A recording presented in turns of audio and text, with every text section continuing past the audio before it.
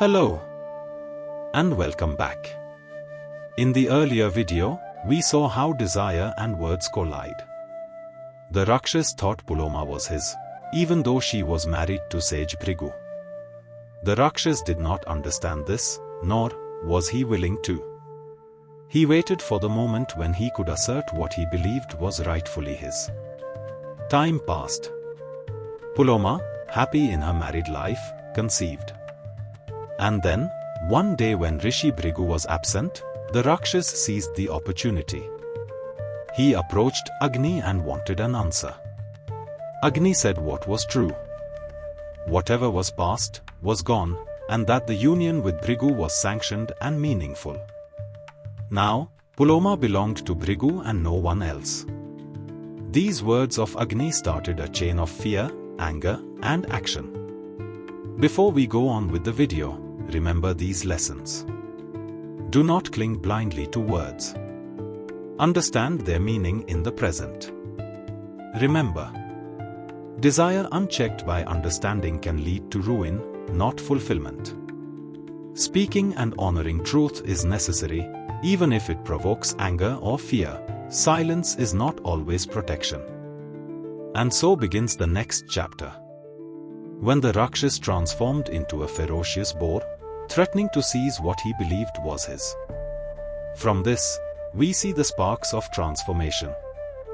Fear, strength, and insight, converging in ways that would change everything. The Rakshasa, hearing Agni's words, transformed into a ferocious boar. Tusks raised, eyes blazing, he lifted Puloma from the ground. And from her fear and suffering, a radiant light emerged. This light took on the shape of Puloma's newborn infant son, Chevan, who fell to the ground. As soon as it hit the ground, the child looked at the boar and his gaze incinerated the Rakshasa, thereby saving his mother. In Hindu philosophy and thought, the boar represents both primal destructive force and upheaval.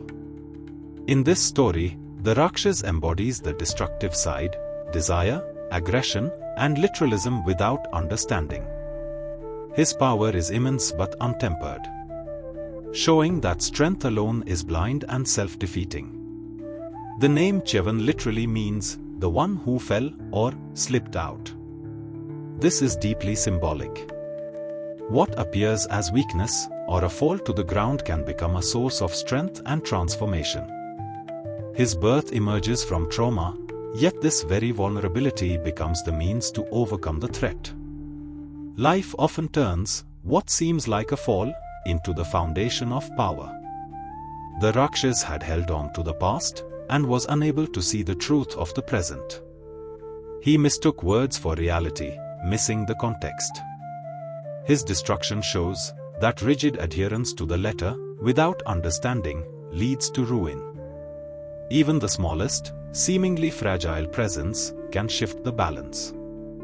Chevan's gaze, pure, undirected yet fully potent, demonstrates that clarity, presence, and inherent insight can overcome brute force. Trauma and fear, when faced, can generate transformative strength. Words carry weight, but literal attachment without understanding can mislead. Strength without insight can be destructive. Vulnerability can be the beginning of decisive action. Puloma held her newborn son close. Tears, born of terror for her child and gratitude for his survival, streamed down her cheeks. These tears flowed together, forming a small stream. This river of tears was named Vadhusara. Vadhu means a bride, a woman, while Sara means flow. Together, the name captures what had just occurred, the essence of Puloma, transformed into a flowing presence. Her emotions, her love, her fear, her courage, all manifested as the river. Puloma's grief, fear, and relief were her inner energies that released into the world. Just as Vadhusara carried her emotions outward, our deepest emotions, when acknowledged and expressed, can create enduring effects. Personal struggle can generate something tangible and transformative. Puloma's tears became a river. An expression of her courage, her maternal love, and her resilience. Pain has the power to become a force of not only destruction, but also creation. Trembling, weeping, and exposure are not weaknesses. Puloma's tears extended her presence beyond herself. Strength arises when fear is acknowledged rather than denied. Our emotions shape the world around us. Tears, sorrow, and care influence outcomes, decisions, and even destiny. Vadusara demonstrates how deeply personal experiences can leave enduring marks. Puloma's tears are directly connected to Chevan's birth and the Rakshasa's destruction. Our responses, when authentic, come outward, affecting others and shaping events. Acknowledge your emotions. Fully experiencing them allows transformation to emerge. Vulnerability is power. Pain can become strength. Emotional expression shapes reality. Small acts can transform. Like Vadusara, our inner strength must move, adapt, and carry energy forward, turning fear into direction, grief into vitality. In Puloma's tears, we see emotion, when fully expressed and directed, has power beyond immediate understanding. Vadusara is not just a stream, it is the essence of courage, love, and resilience, flowing outward, from one moment of fear to touch the world beyond. When Bhrigu saw Puloma trembling, clutching their child, he turned his anger outward. He believed Agni had spoken carelessly, enabling the calamity. He cursed the fire to consume all, without distinction, pure or impure. Agni stood firm. He had only spoken the truth. He had affirmed what had been, without intention to harm, yet his honesty had set in motion unforeseen consequences. Truth is non-negotiable. It still carries consequences that can be painful or misinterpreted. To witness and speak the truth is not always comfortable. Silence may seem safe, but it too can breed harm or injustice. Truth remains constant, even when outcomes seem chaotic.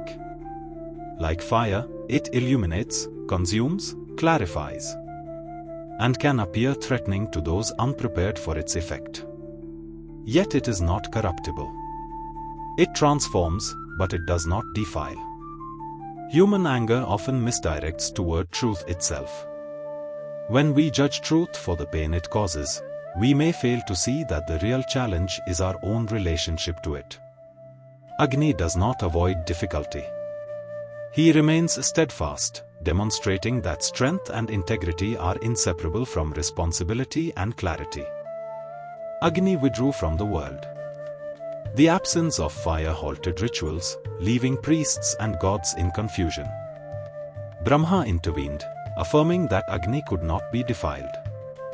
The curse that appeared destructive clarified Agni's role to consume everything without being tainted, to carry offerings faithfully, to remain a source of transformation rather than corruption. We see how conflict and misunderstanding can give rise to clarity and a refined purpose. Apparent harm can become guidance. Agni teaches that purity is not avoidance of contact with impurity, but steadfastness amid engagement with it. Integrity is not about escaping difficulty, but absorbing, transforming, and radiating it into balance. From Puloma's tears, a small stream emerged. From Chevan's birth, destructive force died. From anger, insight emerged. From the curse upon Agni, clarity of function was born. Strength emerges not in isolation, but in response to adversity. Pain can shape, tears can move, and truth, even when uncomfortable, remains a force of transformation. This tale reminds us that life is shaped not only by what happens around us, but by how we respond, with courage, clarity, and honesty. From fear can emerge strength, from tears can flow streams, and from conflict can rise understanding. If you like this, take a moment to like, share, and subscribe. Your support helps bring more stories of insight, reflection to life. For more such stories that I write, you can visit my Substack at writtenbybabu.substack.com.